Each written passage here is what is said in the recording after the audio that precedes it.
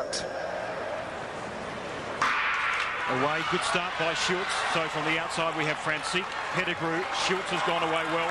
Horton's also well away from Jamaica, Moncur, Machkoviak, Albishi and Milazar on the inside. Machkoviak's been a non-starter. It looks like Schultz trying to take out the race. Horton is in second position with Moncur taking it up. He's really made up the stagger. The third 100 is the all-important 100 metres here. So Horton in front, but coming in him on the inside is Moncur. The man from the Bahamas just leads as they turn for home on the outside. Schultz can't come on for the moment. Here's Horton coming on the outside. Gregory Horton can't get Moncur, and Avard Moncur kicks on the inside. Avard Moncur wins from the Bahamas in 44.64. Second Schultz, third Horton, and a great victory from the man from the Bahamas. One of the quickest this year, wins gold in Edmonton. There we've got Moncur, the new world champion. He won the NCAAs. He was a semi-finalist at the Olympic Games. He ran 44.89 to make it through to the final. It's only the second time the Bahamas have won an individual gold medal at these World Championships. Troy Kemp won the high jump in 1995. Their relay teams have been magnificent. But the first time on the track, the first track gold medal for the Bahamas goes to Avard Moncur. The credit belongs to the man who was actually in the arena, whose face is marred by dust and sweat and blood. Hello, everyone, and welcome back to the Vitruvian Man podcast. I'm your host, Zach Shankin. Today I'm joined by a very, very special guest who I'll get into in a moment. You can follow along the journey of the podcast at Vitruvian Gentleman on Instagram, at myself at ZDSCHENKEN on Instagram. DM me your thoughts, questions, future guests, and any thoughts like that. But yeah, as a bit of an introduction, today I'm joined with Avard Moncur. Avard was born in Nassau, Bahamas, and went on to become a prolific track and field athlete specializing in the 400 meter, competing at the World Championship and Olympic level. His list of athletic accolades spans almost the entirety of his Wikipedia page, which I encourage everyone to check for yourselves. Included in this list are 1 World Championship bronze medal, 2 World Championship silver medals, 2 World Championship gold medals, and an Olympic bronze medal finish in the 2000 Olympic Games in Sydney, Australia. Avard also holds a Bahamas national record for the time in the 400, which to date has only been matched, not surpassed. Avard continues to be involved in track, offering coaching to the track and field team here at Georgia Tech, where he works full-time as the academic program coordinator for the biomedical engineering department, of which I graduated. Avard, welcome to the podcast. Yeah, thank you for having me. Thanks for making the time out of your day. Yeah. I think, James was our introduction. My current boss mentioned when I started doing the podcast, he's like, I think I have somebody who has a pretty interesting story worth telling. So definitely get him on. And so I appreciate you kind of carving the time out of your day to. No problem at all. I always like the opportunity. It's such a unusual story, but definitely something we're never given the opportunity to talk about. Yeah, that's awesome. So yeah, I guess as far as that story goes, I kind of want to start from the beginning, I guess, chronologically. So born in the Bahamas. Nassau, yes. How many years did you spend there, and what was that kind of upbringing like, and how did you transition, and when did you transition to the U.S.? So basically, I came from, I didn't consider myself poor. I had everything that I needed, but just somewhat humble beginnings. I lived with my grandmother and my mom in her house. And when I went over to elementary school, I had a teacher. She's more so a librarian or whatever, and we would have our sports day, and she saw that I had some potential, and so she started a track club. We call it the Roadrunners Track Club, and she didn't have a big bus or anything. She had a Nissan Sunny, which is a very small car. Yeah. But fortunately, we were all pretty small kids at the time. I wasn't 6'5" at the time. And blossomed to the NFL frame that you have now. So she would literally, and she's from Pittsburgh, and had beautiful blonde, long hair. And so she would just basically put 10 kids in that car and basically take us to various facilities so that we'd have opportunity to train and also just be exposed to the sport. And that's where my track and field career started. So I guess that proclivity for sport was initially seen, by others and then kind of like pushed you in that direction? Or did you always feel like you enjoyed it? Was it something you pursued passionately because you were interested in it? Or was it like, hey, I really have something going here. Like, let me see where I can take it. My first introduction into the Olympics was in 1988. I had no clue what it was, but it was very, very intriguing to me. My aunt, she would basically force us to sit down and watch the Olympics. She said, "This is a very special moment. This doesn't happen every year, all the time." And so I remember seeing Carl Lewis and Flojo and all these big names. I didn't really understand what that meant in the grand scheme of things. I was probably like 5 or 6. But it was something that kind of sparked something in me. And I think it was 92 Olympics. Once again, she forced us to sit down and watch it. And I was just like, wow, this is such an interesting, activity that people get involved in. And it seems like a big deal. It's all over the news. 1992 is when the Bahamas won our first Olympic medal with Frank Rutherford. And so there was this huge celebration. Yeah. And I think that kind of sparked something in me to know that, wow, this is honorable. This is something that, you can really get great recognition for. But it wasn't until later on when I found out there were opportunities to get a college education through scholarships and so forth, that I think I was really intrigued by it, because we didn't have the means to send me to college. So that was, if it was going to happen, it was going to be through some type of sport or something like that. So I took it very seriously. In 1996 was when I went to my first, 95 was when I went to my first international competition. And I just didn't take it very seriously. I just thought it was like, I'm just going for the experience. I'll just show up and run. Yeah, but I ended up winning the Caribbean Championships. There you go. And so it was like, wow, these guys might not be very good, or vice or versa. I am pretty or good. I'm very, very good. And I just saw so much things were happening in my life. Before, I just always felt like a fly on the wall, just watching everybody live. And all of a sudden, everyone was watching me. It was just like, I did this, he did this, and he didn't have a lot of experience. He didn't have a lot of coaching and so forth. And, everyone was now talking about what could possibly become if I were to really take it seriously. And how old were you when you won that championship? I was 16. 16. Yes. And so I assume from there now you're in this kind of center stage. People are like, okay, there's a lot of potential here. Clearly a very gifted athlete.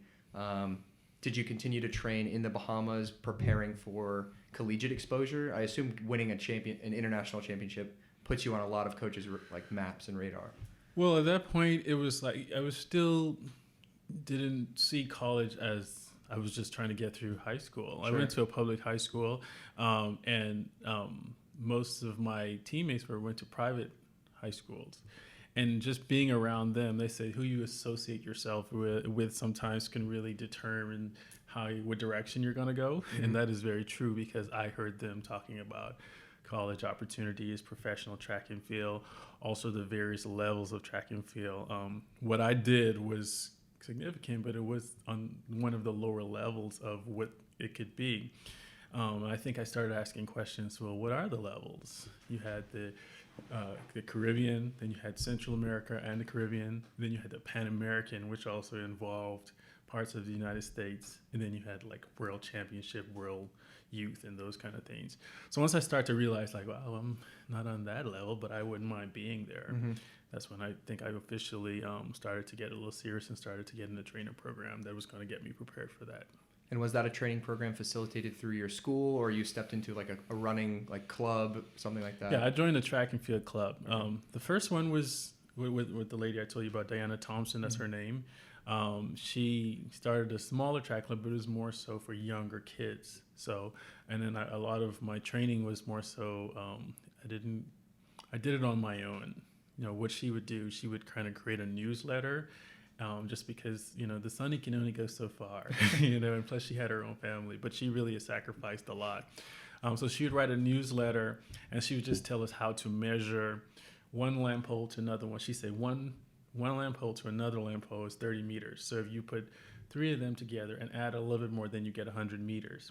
And then she would I would walk to the grocery store, so she would teach me how to break that into intervals, and that's how I would get an actual full workout in. Wow. So all of a sudden I was in this track club, and it was no longer doing it on my own. I was a coach, there was structure, there were athletes who were just as good. And so I had to change my mindset, but it definitely took me to that level. It just gave me maybe more discipline and more committed to what I ultimately wanted to do.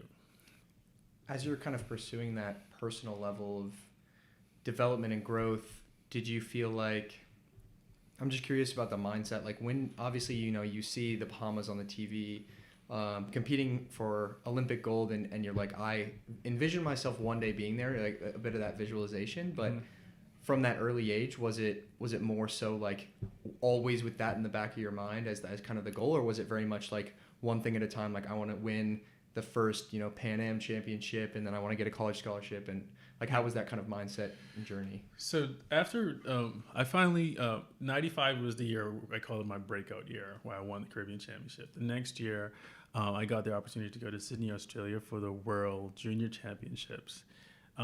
It's my first time on a whole other continent. I traveled within the Caribbean, but never, it was like that flight was like 24 hours. And I was just like, oh my God, are we going to ever reach?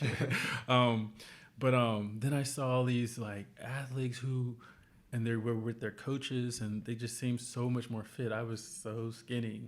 I probably don't look like that now, but I was so skinny, and the drills that they were doing, and I was just like, wow, this is like a whole other world. I didn't make it to the finals there, but I just knew that, you know what, they have access to stuff that I don't have access to. If I get access to this somehow and apply myself, I think at some point I can definitely compete on that level. And so I think that was the moment when I also started to get contacts from colleges in order to offer scholarships. And it was so weird, that recruiting process, because I was just like, how did you find me? You know, who gave you my number, kind of thing. But, you know, they were doing their research, and, you know, obviously recruiters, they find a way to get in contact with the people that they want to get in contact with. And they did, and I would see these huge packages with media guides and everything. So I knew that there was like, there was a great world out there that was definitely something that I was eventually going to be a part of. I started to go to UGA. But really? Okay. Yeah, but I didn't, for whatever reason, it just didn't work out. There were some things that I needed to take care of back in the Bahamas. So I had what most people call a gap year. And then one of my coaches from high school eventually ended up going to Auburn University, Henry Roll. And I spent a little time at Morehouse for 1 year, and then he eventually recruited me to go to Auburn University. Interesting. And during that gap year, were you maintaining that training and was still associated with the club, or kind of was it very much focused on, I got to take care of what I got to take care of here at home, and then I'll get back on it? Yeah, so it was training, because we had what we call the Pan Am Games, which was held in Havana, Cuba. So I knew that I wanted to do well there, and with other regional meets and so forth. And I saw myself just competing really well, but I also had a goal inside, because I graduated high school. So I was just like, okay, well, I'm not ready to work yet. I think the thing I went to what we call the labor department. They call it the Ministry of Labor in the Bahamas. And I went dressed really nice, and I went there, and I was like, I'm looking for a job. And she sent me some box cutting company or something like that. Yeah. And I went one day, and I just was like, this is not what I want to do. Yeah. So I knew I had to pull my britches up and just, you know, focus on everything that I needed to make sure that I was able to get access to a college education. So that 1 year I was able to place, I was ranked really high as a junior in the world. And then I eventually ended up at Morehouse and at Auburn University. And then once you were at Auburn, obviously eventually receiving your degree from there, how were those years competing as a collegiate athlete? How do you think that was, would you say that the college competition, like stateside, was more or less than you were seeing at the kind of the international Pan Am level? Like how did that stack up, and how did you continue to use that development to propel yourself to eventually get to the place where you're competing world and Olympic level? So it's access to resources. You know, it's like, you know, we had a track that was owned by the school. They gave you equipment. They gave you access to, the only thing I needed to show up to do was really just do well in school. You know, especially in particular when I went to Auburn University, I walked through the door and they handed me a bag, which had never really happened. Everything that I'd purchased, I mean, everything from high school I had to purchase on my own, and we had limited means. So now you have this situation where they're just like, show up to practice, go to school, don't worry about anything else. We have trainers for you. Here's your uniform. Don't worry about shoes. Here's a few pairs of spikes. It was just like, I felt like a spoiled kid all of a sudden. And so having access to that really was life-changing for me. A lot of people probably had access through their parents really supporting them that way. And not that my parents didn't, but we didn't have as much means as many. So all of a sudden I had everything that I needed to be successful. And it showed, because the very first year I was ranked number 5 in the NCAA. And then my junior and senior year, I was the NCAA champion. That's amazing. So, do you feel like once getting to the States, obviously kind of the perspective is different. You have everything at your fingertips. Did you find difficulty sometimes? Was there ever a point where you were getting distracted by kind of the American college lifestyle? Like, were there friends drawing you away, or was it very much like, I'm here for a reason, I'm going to be a world champion, and like that's what I'm here to do? So track and field, like a lot of times, I guess I had a different mindset too. I understood that this was my opportunity and I couldn't afford to waste it. There was no being lost and trying to find myself. I was like, this was the find and I had to take advantage of it. But also, like, it's a very, you're a student athlete as well. You were. It's extremely busy schedule, and time management is a huge part of you being able to balance all of that and also being extremely successful. So I didn't feel like I had the time to do. Like, I was like, some people who say, oh, we're going to party. I said, where do you find the energy? Yeah, I got homework to do. I got to sleep. Yes. Yeah. So by the time I'm done with practice, I get assignments that are due, got to get those done. And then we're also traveling on the weekends. So it's like I really didn't have any time for extra stuff or hanging with friends. My friends were my teammates. So it was like a fraternity, I guess, / sorority, because you have a females team too. But it's like you're indoctrinated into this group of people, and they have very similar interests, very similar goals. And also, like, even now, you find that they're helpful to your life in other ways, in terms of making contacts with opportunities that become available. So, it definitely was kind of weird fraternity type scenario that I was kind of indoctrinated into. So I didn't need, some people did it. I still went into sororities and stuff, but I didn't feel like I needed it. That's awesome. And so as you're kind of climbing to the top of the NCAA rankings, when did, the Olympics and the World Games come into the frame? Like, was it your coaches saying like, hey, I want you to prep for this? And what was the first year you kind of transitioned to that competition level? Okay. So the pinnacle, like when I knew that I wanted to compete in the Olympics was 1996. And the person that kind of sparked that, I was watching the 200-meter finals, and Michael Johnson had broken the world record. And I didn't know, I watched everything else and it was fine. I'd seen Donovan Bailey break the record. It didn't mean anything to me. I'd seen other things happen, but we also got our Bahamas 4x1 female team. They got a silver medal at that Olympics. But the thing that kind of triggered me the most was seeing Michael Johnson run almost 18 seconds in the 200 meters. And that's when I knew that I wanted to do it. But in 2000, which was my junior year, I was able to race him. And wow. I have a picture of me racing. If you go on my Instagram, you'll see there's a picture of me and him running together. And I just remember I was like, you can imagine a young kid from the Bahamas, and now you're in the same heat as somebody that you idolized. Yeah. And I was just like, wow, Michael Johnson, I watched you break the world record. And he was like, oh, good. Did you make it to the finals? And I was like, no, but I got to run with you. And he said, oh, that's cool. And that was all that mattered to me. Wow. I made it to the semifinals, and I knew that if I'm running with Michael Johnson, I'm not scared of anyone. Yeah. So when I came back the next year, it was like I was fearless. That's so cool. I feel like that's like when, you see in the NBA, like Kobe enters the league and he wants to go right at Michael Jordan. That's that's such a cool experience. Did you ever like approach him from a perspective of like trying to gain any sort of wisdom, advice, or anything like that? Or was it strictly like, I'm here to compete, like I am on your level? Like, so at 96, when he written a book called Chasing the Dragon, I read the book. And so from that book, I gained so much information in terms of his training regimen, how he actually approached the 400 in terms of breaking it down into the 4 parts that his coach taught them. And from then, I had been applying, obviously you'd have to build up your strength and get your training to the point where you can actually execute each portion of that race. But once I was able to, when I was fit enough, that's exactly how I ran my races.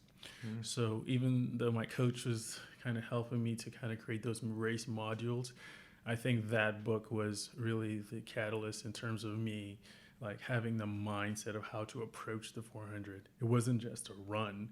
It was like a strategic approach to making it the best race that I could possibly have while I was in it.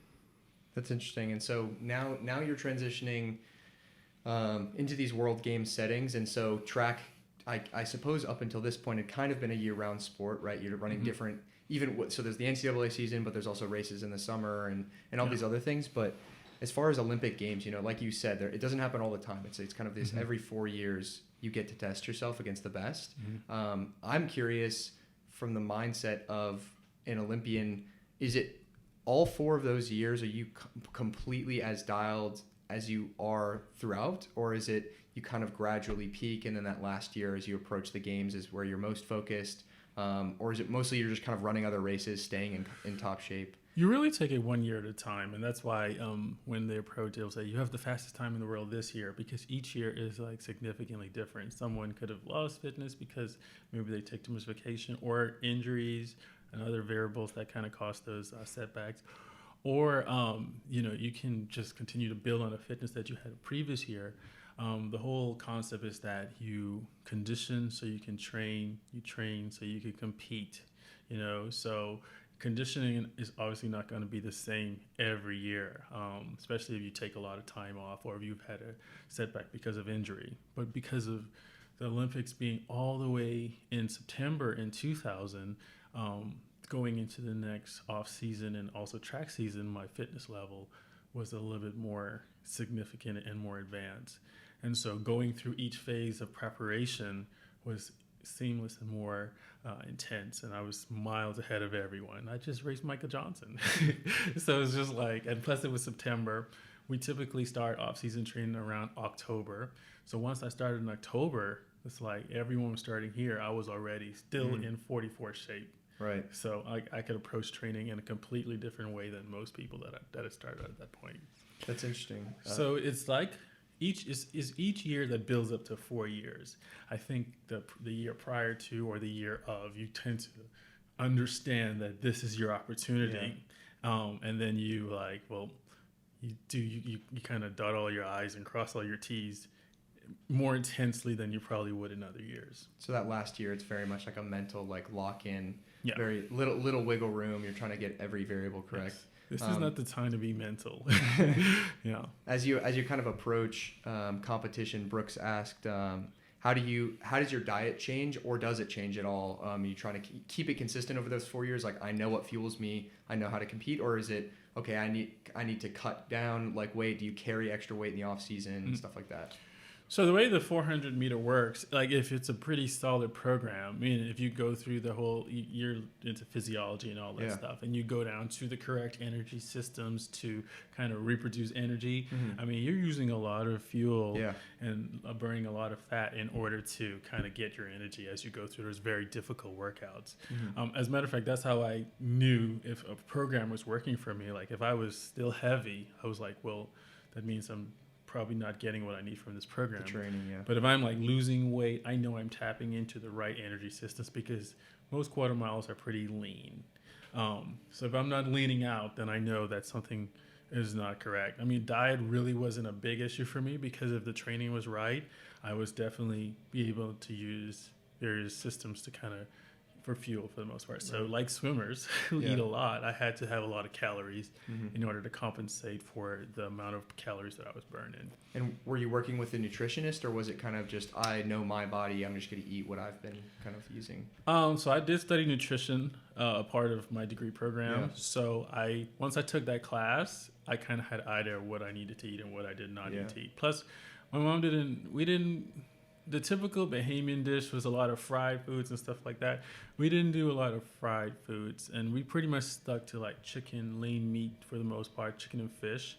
So I wasn't out there eating these really high fat, high calorie diets anyway. I pretty much pretty leveled.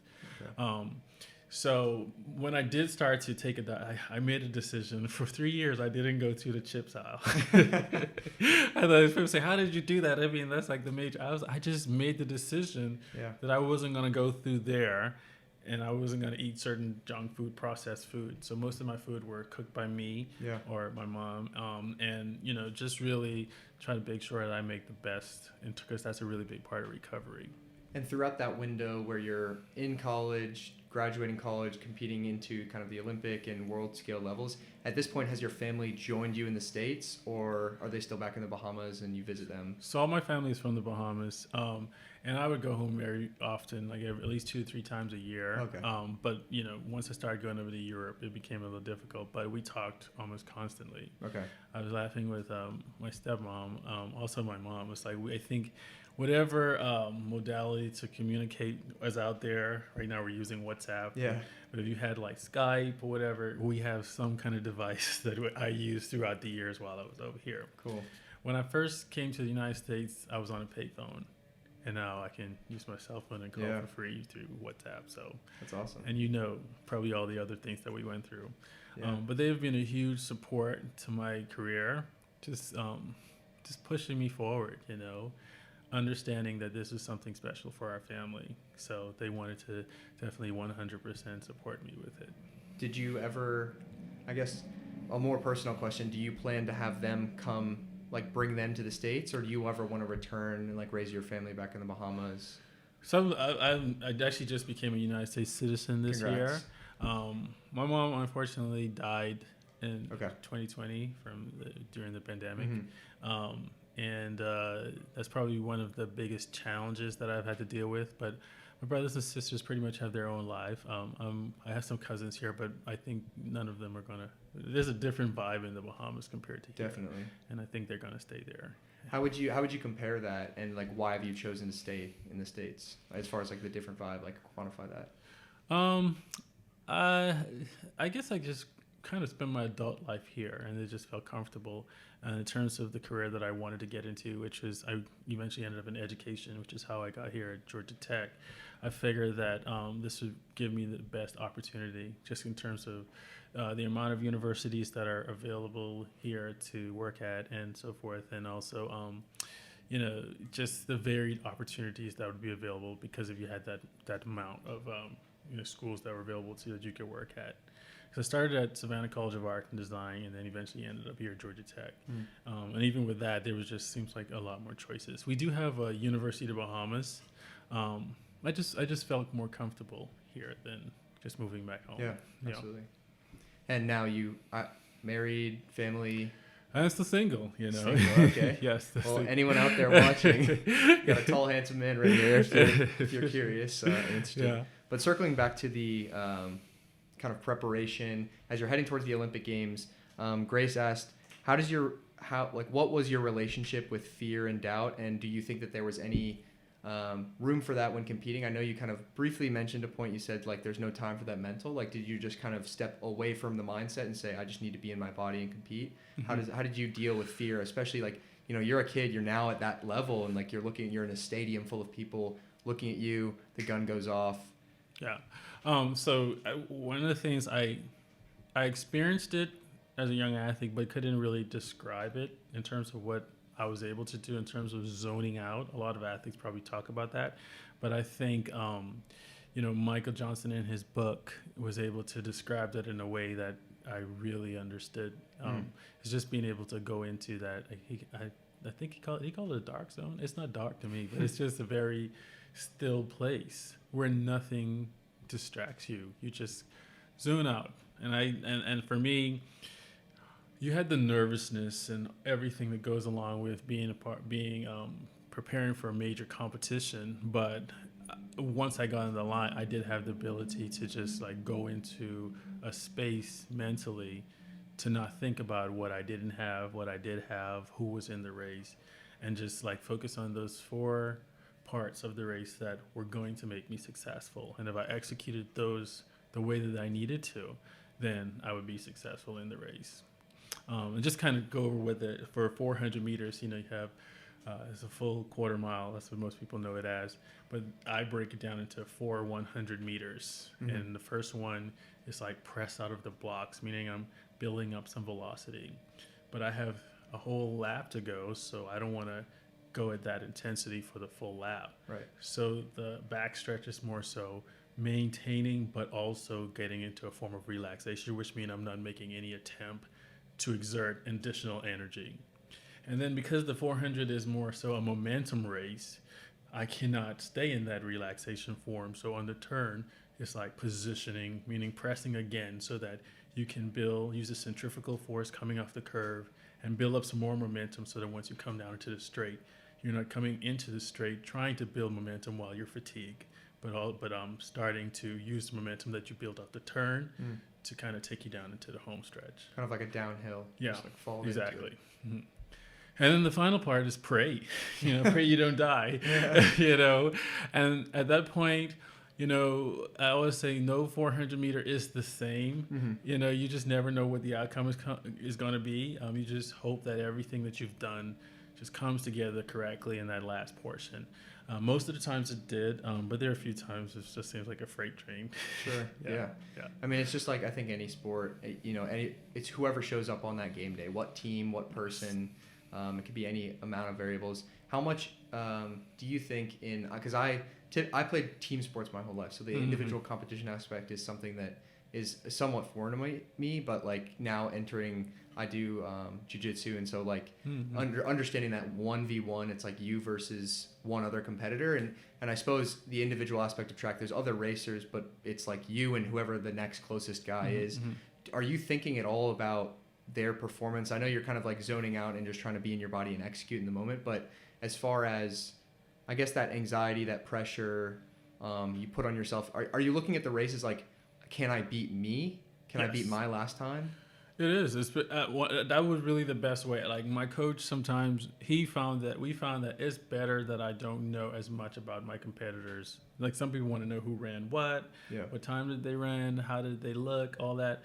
For me, I just needed to know that I was going to run faster than I did. And if I felt confident, I felt like that was going to happen.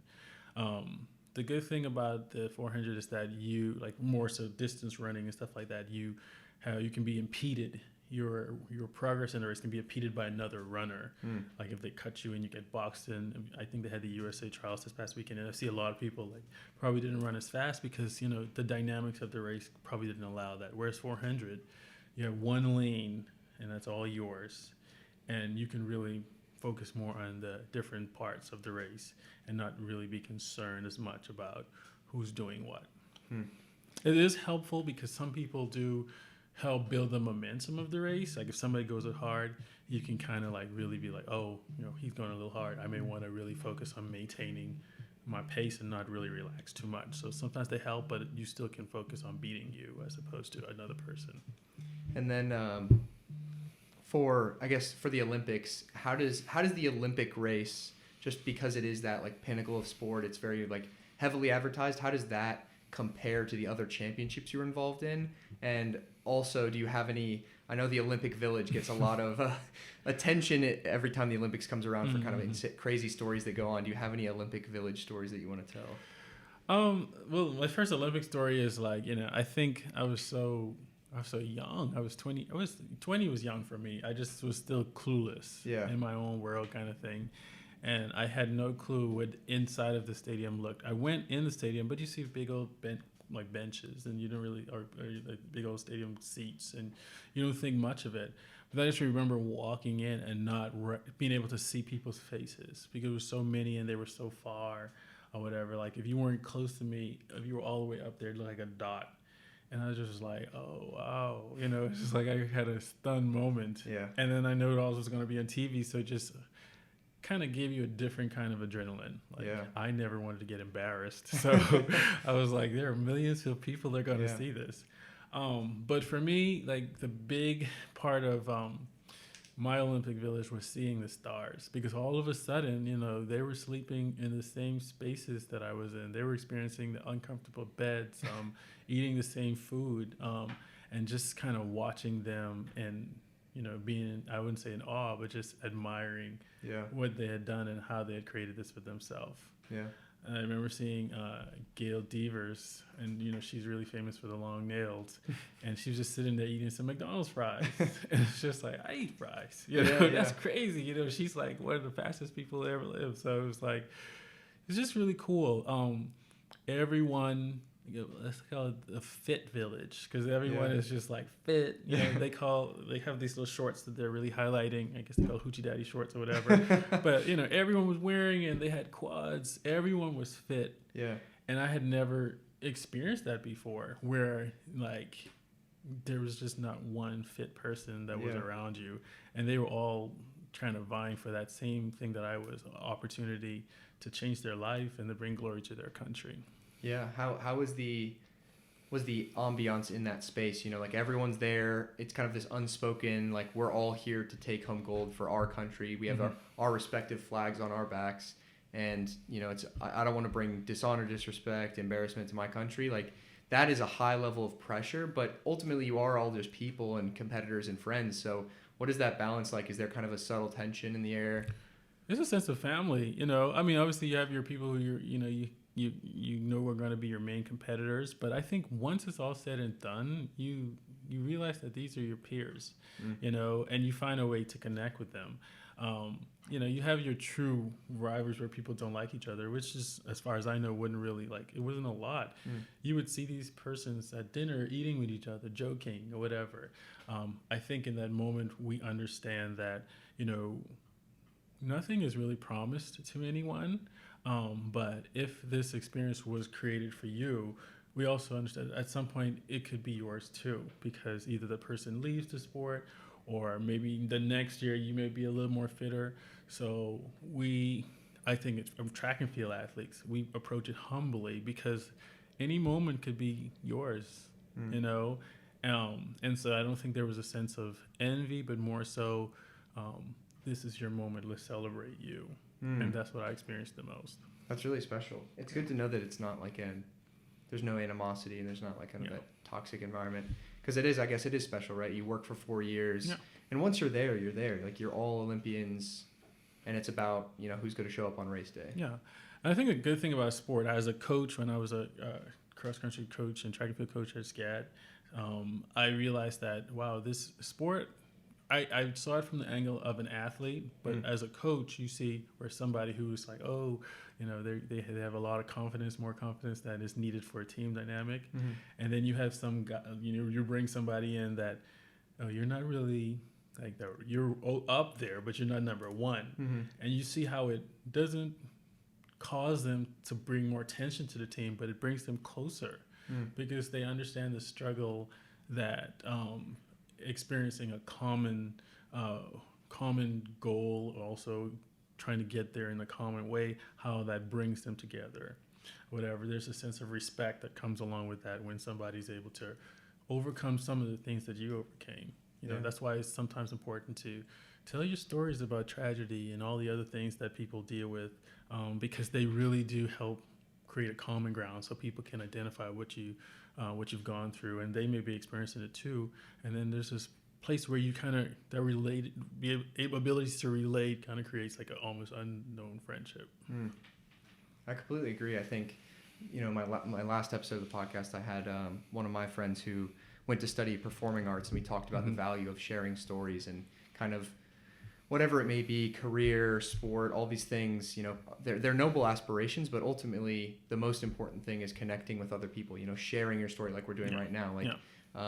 It's creating a meaningful moment for myself, for yourself, for other people who are listening to it, right? Who it's impossible to know the impact it could have on one random person who's listening. So put it out there into the world and then see what comes of it. Had I not started this podcast, I don't know that we would have crossed paths ever, at all. I've graduated from school. I don't know that I would come through your office again, but this has been like an opportunity that came about by me sharing my story and then bringing other people to share theirs. So you touched on kind of transitioning to a coaching role. I'm curious what was the transition like going from the mindset of the athlete into the mindset of the coach? Because I do think that, in my experience, not every great athlete makes a great coach. You know, we can look at examples like professional athletes. Like I'm not convinced that LeBron James would be the best NBA basketball coach ever. You know, we certainly know that like a Michael Jordan, you know, potentially the greatest of all time, he has struggled as like an owner of a franchise and a coach. Like he doesn't thrive in that environment, but he was clearly the best at the sport. So how does, coming from the pinnacle of being the best athlete, what was the transition to coaching, and what did you have to change about your mindset? Because obviously you held yourself to a very high standard. Yeah. And do you try to hold your athletes to the same standard, or? Well, you know, I think once I got in, when I first started, it was almost like you hold them to your standards. And then, you know, I think I had a great mentor. I mean, I think most people don't want to get mentors, but I had a great mentor. And I think that was brought to my attention that you're not coaching, you're coaching individuals, and they're all very different. And, you know, they're, in terms of their genetic capabilities, you know, they're not going to be able to approach it like each other or even you. So you have to meet that person where they are and understand how your information, your knowledge can possibly change the way they do things and make them better. They say to teach someone is to cause a change in behavior. And when I started to approach it like that, it became so much easier. It was something that I wasn't extremely passionate about. I think some of the persons who are great coaches, it's like they study that in a whole other way. As an athlete, I studied it to improve myself. As a coach, like when I met a coach who knew all of my athletes, what their times were, and so many different other dynamics about them, and I realized that I was not as interested in those things, then I knew that, am I really giving my athletes the best shot of the best parts of me? So I do agree with you. Some athletes don't, not that I wasn't a horrible coach, but I didn't feel like I was interested in giving that much of myself. And so I made the decision to leave. I just, it's extremely time consuming, even more time consuming as an athlete, because it's a parental role almost. It doesn't come across like that, but it's like you are 100% their manager. Yeah. And there's also a level of, there's two feelings you have. If they do well, it's an elation that is like undescribable. And then if they do horrible, there's a devastation that's undescribable as well. And I felt both, you know. But that whole building them up to that point where they're realizing their full potential, experiencing who they could be in certain aspects of the competition, was extremely rewarding. But to do it year after year after year, I felt like there's another place that I could contribute to a young person's life than through coaching. How would you compare and it's not apples to apples, but how would you compare, I guess, the overall level of satisfaction from achieving your goal, like winning a championship gold, or having an athlete win a championship gold that you coached? I was more excited for them than I was for me. For me, it's like, you know, you get excited for the moment, then you know that there's a next thing that you need to do. Whereas it's like when you are able to convey to somebody that if you do X, Y, Z, you can experience this, and you see that actually materialize, it's one of the best feelings. And so I've never jumped for joy for myself. I like keep it calm, don't get carried away. But when I saw one of my athletes win, it's like this joy that comes up. It's almost like your kid, like, oh my God, you did it, you know? And the control doesn't belong to you. You have to it's almost like, I think of Transformers, you know, you're hoping that this big machine that you are operating does what you tell it to do. So you're part of the controller of it through your direction. But once you see them away from you, because the race, there's no more coaching, is that athlete emotionally mature enough? Are they going to execute some of the things that you talked about?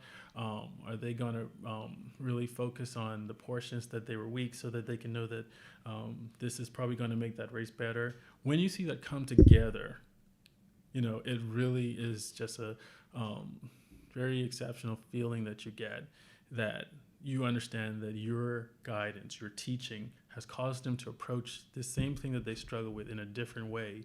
And as a result, they reach their full potential. Is that why you feel like with your current professional career, you decided to stay in academia? Like, Yes. is that part of the same kind of message? Yeah. Because students, like, I came to college and I knew nothing. I had an uncle that went to college, but he wasn't a part of my life. Just in a way he was, but he had died really young. So, I mean, I didn't really get what time I got to college. I didn't get that advice. So I was so clueless when I got here.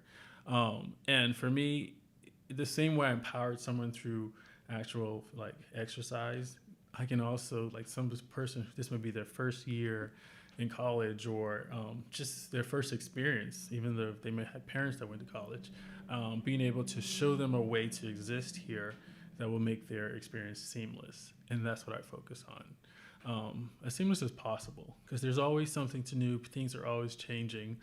It was just another way to approach teaching and causing a change in behavior to happen. That's awesome.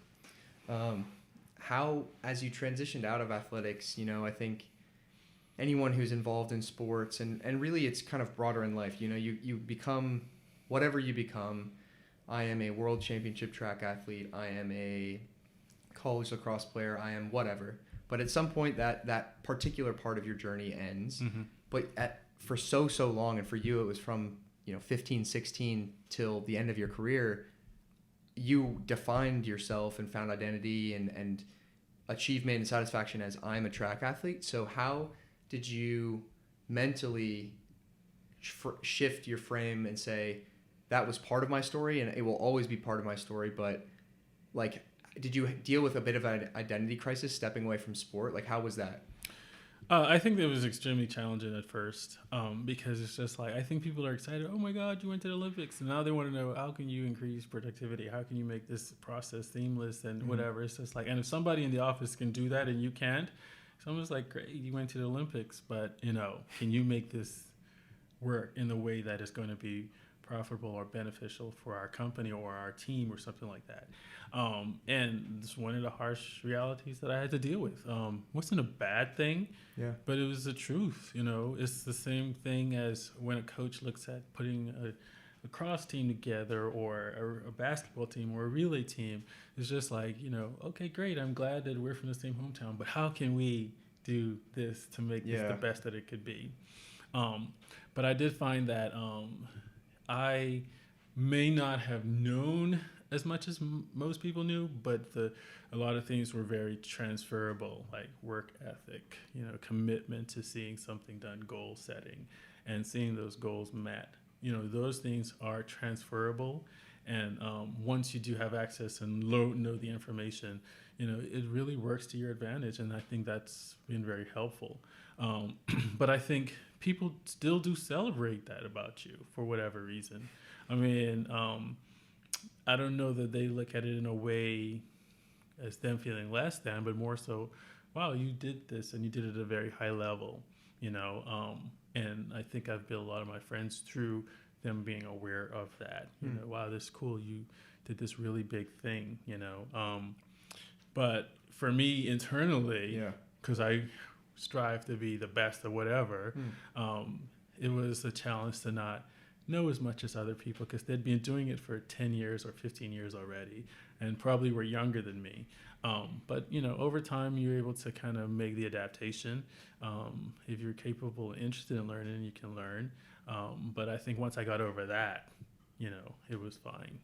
Yeah. But most athletes, when you're the star and the world's looking at you, and then you're just a person in the office, I think it can have a mental toll on you. Definitely. And it did the first couple of years, maybe first 2 years, but those people became your friends, especially when you realize that they really invested in your growth and your development. And I've been fortunate to experience that. And then also from a physical perspective, you go from becoming this, 1% top athlete and performer, and now it's like, I could sit back and eat some McDonald's. Like I don't have the Olympics coming down the pipeline in 4 years. Like, how did you adapt your training style? How have you kind of trended differently? Obviously, like you're very physically built up. I can't imagine you were, from the track video, obviously always very fit, but I imagine you've added muscle to your frame. Have you transitioned your training style? Do you still run? What's that like now? So it depends on the individual.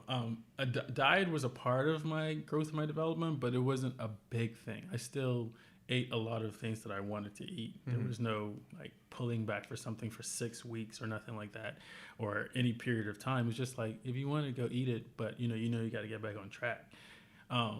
So the pounds that comes on so quickly afterwards, all of a sudden you have this chiseled face and now you have a cheek, and being able to accept that new image that you're creating, but find a way to appreciate who you are becoming and knowing that you're no longer that athlete anymore.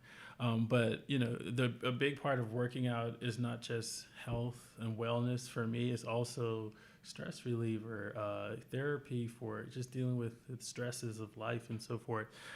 So it was when I decided to go cold turkey, I realized that, you just can't just remove that from your life 100%. You have to keep portions of that around. And one of the challenges was finding the time to do it, because no longer did you have a full day to commit to this. You had a full 8-hour day of work, and now you have to kind of go in this cycle of doing it over and over, fitting that small period of time where you can actually get a physical workout in is very challenging. And probably one of the reasons why I kind of pushed off having kids and stuff like that, because I was like, I don't have time, but you make it work. Yeah. You make it work.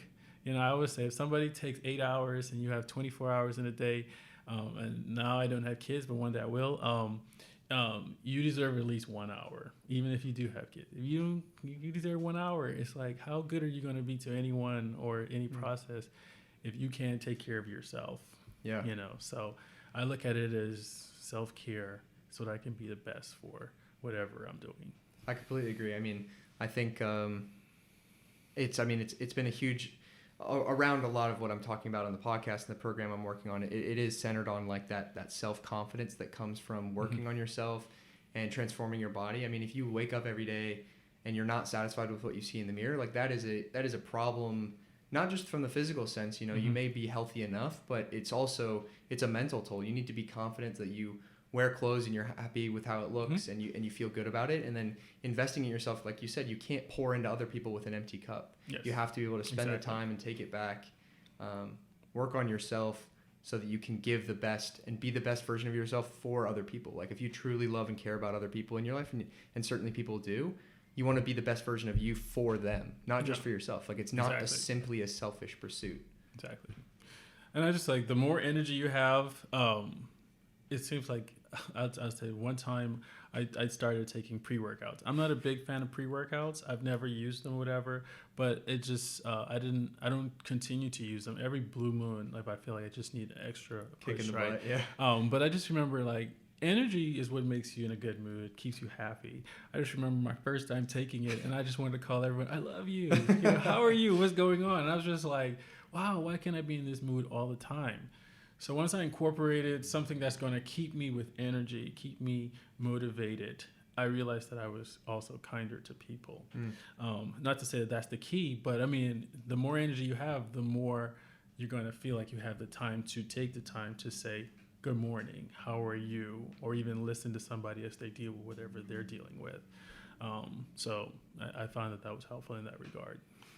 And then when making that transition to real life, adult world, non-athletics, what would you say were like the 3 most important either lessons or transferable skill sets that you took from athletics that directly impacted and still impact your day-to-day life? Yeah. So one thing I can say is relationships. Relationships make the world go round. You know what I'm saying? It's, the relationship I had with my coach or the other people, it just made, even though it was grueling and it was very challenging, those relationships facilitated, me having the desire to push past those things, but also get certain things done in my life. And I found that coming into the workplace, that's even more important, being able to work across departmental lines and collaborate with other people. They really help with your processes, and making those be seamless so that you can do your job in a more efficient way. And, enjoying what you're doing. I find that the more happy I am with what I do and the more purpose I find in why I'm doing what I'm doing, makes the day go by so much more faster. when I worked at SCAD as an admission advisor, I had 1,000 students that I had to deal with. And it was overwhelming in a way that I couldn't have ever imagined. I didn't know that so many people wanted my attention. So I woke up one morning and I was like, I'm going to go crazy unless I figure my why. And my why was because I'm really creating an avenue so that these students can find the best opportunities that are available financially to cover their cost of attendance, connect them with whatever resources we have available so that they can get through college as debt-free as possible. It's not fully possible, but whatever I can do to facilitate that, giving them the best information, empowering them, that became my why. So every time I went into the office, I already knew, what am I going to do for Jennifer? What am I going to do for whoever? How am I going to connect them with opportunities? And really just balance, work-life balance. It's like you cannot commit so much to one thing. You have to have your friends around you, people that care about you. You need to pay attention to them in a way, life is so fleeting. I've lost my parent, I've lost other friends. And sometimes you don't want to live with the regret that, I wish I'd spend more time. So keeping that balance in your life allows you to really have great experiences with people. So that if it comes to a point where you're not living in regret, you're living on the happiness and the joys that you've had with that individual. Mm-hmm. So that's really beautiful. Yeah. I completely agree. I mean, I think the way I describe it often is that life is a people problem. Yeah. It comes down to, I saw it, transitioning, trying to exit college. The best way to get recruited is make a personal connection with someone, right? You don't just want to be a name on a sheet of paper. You want to be able to speak to someone in the company you're working towards and sell yourself as a person. It is an individual problem. I think scaling in life, networking, whatever you want to call it, it's about making those human connections, sharing the story like we're doing now, because it makes life beautiful. It adds color to the image. It makes the story meaningful, impactful, and yeah, it's easy to find a why when you're changing another person's life. Yeah. And whether you can have it in one person's life or thousands of people's lives through college admissions. Yeah. And you spend such a large percentage of your day with these people. It's like you want to be around somebody who at least makes it you have a good relationship with them. It's not always going to be a happy relationship, but the exchange is positive. 8 hours a day is a lot, and to have to do that every year for 20 years. I've heard some people, they've been working for 25 years. Mm-hmm. You just hope that, the people that they came into contact with, that they had great experiences with them to make those days just seem more meaningful to them. I completely agree. Well, I guess we're getting close to the end of my notes. I'll give this some time. Do you have any questions for myself? I know that I'm not an Olympic champion, nor am I as interesting as you are or as well-spoken, but do you have are you curious? I mean, I kind of just, for those that don't know, the connection was made. My boss was like, hey, you should reach out to Avard. I think he has an interesting story to tell. I Googled your name and I was like, well, the guy has a Wikipedia page. That's pretty cool. So from there, I kind of just reached out over email. So didn't give you a ton of background on myself. So is there anything you're curious about right now? We talked briefly when you came, you said you did lacrosse, and I think that is something I always connect with because I realized that, as an athlete, you feel like runners really, who's focused on specifically running, are pretty fit, but as a lacrosse player, I realized that soccer and they do a lot of running, but just, I guess, agility work and so forth is also helpful in terms of building other muscles and so forth. And I think I immediately related to you because I understand that there's a lot of work that goes into that, even though I have no clue what that world looks like. But just kind of as you move through college and moving your professional work, how do you feel like some of those skill sets have helped you to kind of make that transition? Yeah, I mean, I think a big thing is just maintaining physical health. We kind of already touched on that, just being your physical best self so that when you're at the office, you have high energy, you can engage with people, be your best self. So transition, building, lacrosse here at Georgia Tech is a club sport. So we weren't given a ton of resources that a, varsity program that would have. So the benefit that comes from that, in my opinion, is that my training was predicated on me. I had to carve out the time in my academic schedule to go to the gym, train, in the weekends, whatever it may be, stretch before bed, learn how to teach myself nutrition. I didn't get any help along the way. And that's not a complaint. That's all. I'm glad that that's the case, because now as transitioning to adulthood, I'm not just being dropped off the edge with no help. You know, I figured it out over the past 4 or 5 years. So that's a big one. I think more broadly though, team sports just kind of prepares you ultimately to just be an excellent collaborator.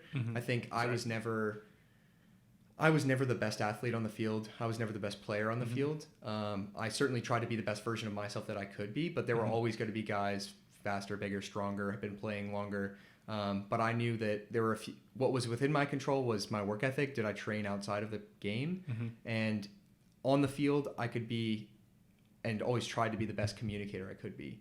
You know, I think if you were to ask any of my teammates or coaches, like I was always yapping, like one of the loudest guys on the field, and not just in like the shit talk kind of like chirping sense, which I do enjoy. It's a fun part of sports, but it's the best part of sports. Exactly. But outside of that, just being like kind of like the field general commander, like getting people in the right places, making sure that we know the plays that's going on.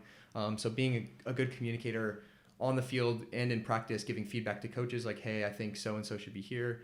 And learning those dynamics to have that peer-to-peer level of communication, but also in authoritative position, be able to talk to a coach, understand the balance of egos, and, you know, how do you approach giving critical feedback to someone above you as well as on a lateral level. I think that directly applies to like the workforce, the real world. It's been super helpful to have the confidence to communicate that way, but also the kind of like skills and understanding, you know, if I'm not careful with my words when I approach one of my bosses about like something that they didn't do so well, it could potentially have repercussions. You know, in the sports world, if I didn't treat it correctly, am I going to lose playing time? Or my coach is going to make me sprint? You know, like you don't want to piss someone who's above you off, right? Yeah. And so balancing, understanding that they're just a person, they need to communicate, they have their sense of ego, all the stuff that they bring to it. But yeah, so I think that the communication and collaborative aspect from team sports is the biggest thing. And then, like I said, that kind of like level of fitness and understanding that you need to bring your best body to whatever you're doing regardless. Yeah. Do you find like the relationships that you've built through that means through sport, do you find any of them being instrumental in terms of you moving up in your career at this point in your life? My career is young, so we're about a month and a half in since graduating. Oh, but wow. Oh, yeah. So I have, it's not a long journey, but certainly, yeah. I mean, I know that those guys that I spent, you know, the last week right after I graduated, we went out to Texas and spent that week making a championship run, falling short one game, unfortunately. But, you know, those guys all have, I could reach out to any of them, you know, like they're my brothers. They're people that are going to be close friends for my life. And those guys, what's really special about Georgia Tech specifically is that they're going to scatter across the world and be in really world-changing positions at like the top companies in the world. Yeah. And so I'm going to be able to know those guys across the place. And so like the network necessarily is kind of like automatically built in that sense. But I think, like you said, the relationships make it special. So having those friends, having guys I know that I can call on for X, Y, and Z is really, really special. And because I am currently working so close to where I graduated and where I went to school, I am close physically to a lot of those same people. You know, I moved in my apartment here in Atlanta. One of my roommates I played with before he graduated. And so it's kind of like I have this like network of people that know me for who I am, and they know the value that I can provide. And so they trust me and can lean on me in the same way that I know them. I know the value they can provide, and it's kind of reciprocated in that sense. Awesome. And obviously one of those relationships that you've built with your instructor, did you work with him prior to starting this particular job, or is it something that kind of the relationship was established and then eventually you were able to kind of move into a situation where you could work with him? It was honestly kind of a bit of a stroke of luck. It was one of those emails that I don't know, you might have a hand in, but the emails that go to the all BME kind of student list. Yes. So one of those emails in my senior semester, you know, I was recruiting like mad, sending out applications kind of as much as I could because I was trying to get a job. And so one of those came across the email inbox, and it was just, you know, Jackson Medical looking for biomedical engineer. Didn't think too much of it, just sent the application. You know, at this point I'm just kind of spraying and praying. But they eventually got back, started the interview process. And I mean, you know, James, a really, really incredible man. Yeah. You know, he's like so supportive of what I'm doing here on the side, outside of like the actual title that I have. And I think that's such an impressive sign of control over his own ego. I think so many people in authority might be made insecure if they know that their employee has like a side hustle or is working on something outside of work, and they're like, well, you need to dedicate time to, you know, what I'm asking you to do. But he's been fully supportive. You know, he introduced me to you, and he's, you know, continually like giving me feedback on what I'm working on. So it's been really incredible. I think, like you said, life is a people problem, and I'm working where I am now with them because of how incredible that team is and how incredible he is as a man. So lucky that I came across him kind of randomly. It didn't come through lacrosse or anything like that, but it's cool that it was kind of the Georgia Tech family to start. Exactly. Because sometimes it isn't an immediate relationship that you have, but it's just association, like relationship through having had similar experience. Like one of the things that they used to teach me in recruiting is just like, when you go these places, try to remember an experience that you have. So when you're speaking to students, prospect students, like, you know, if you call, hey, I know whatever street, and, you know, immediately that's a connection with you, an individual. So being a part of an organization and being able to push that out sometimes is sometimes the real icebreaker in terms of a person connecting to you and understanding that, wow, we do have similar stuff going on, and could be the catalyst for opening a door for you. Yeah. I agree. Yeah. Well, I have one last kind of closer question that I ask guests.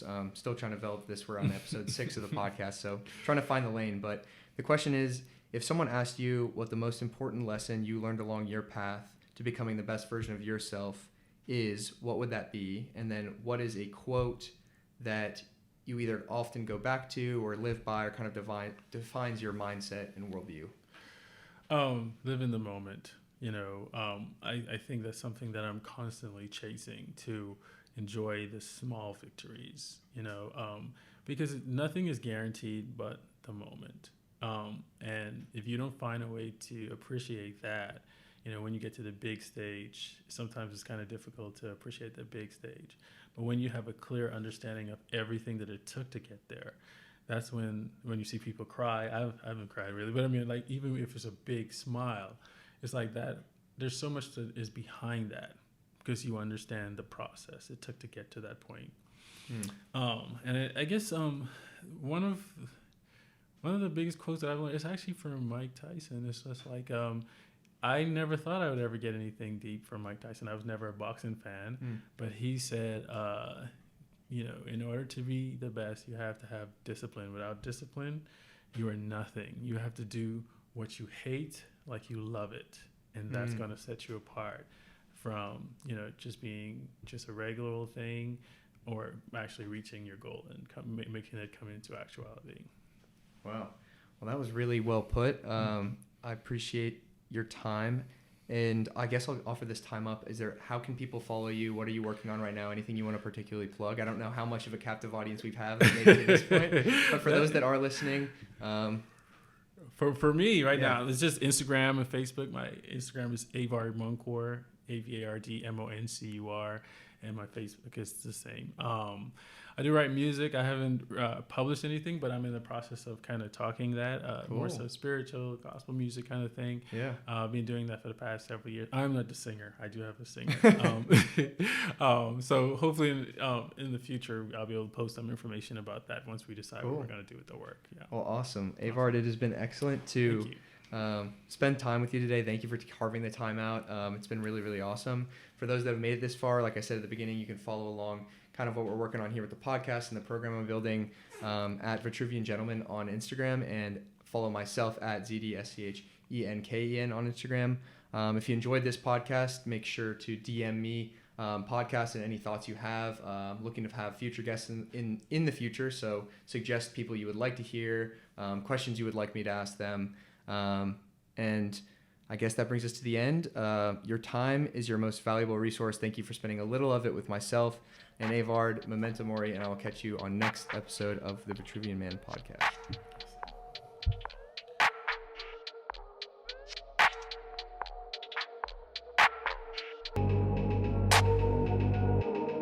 And if he fails, at least fails while daring greater, so that his place shall never be with those cold and timid souls who know neither victory nor defeat.